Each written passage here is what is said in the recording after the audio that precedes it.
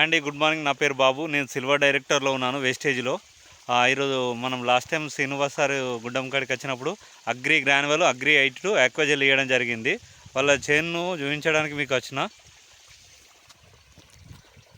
చూడండి. ఇప్పుడు మన అగ్రి గ్రాన్యువల్ వేసిన చేను ఎట్లా ఉందో చూడండి. Agri 82 Aquagel. అదే పక్కన వీళ్ళు అగ్రి 82 కానీ అగ్రి గ్రాన్యువల్ ఆక్వాజెల్ ఏమి వేయలేదు. చూడండి ఈ చేను చూడండి. ఇది సీను గారు వాళ్ళ చేను. ఎందుకంటే మనం రైతులకు ఒకటే చెప్తున్నాం, మీరు పెట్టుబడి తగ్గించుకొని దిగుబడి పెంచుకోండి.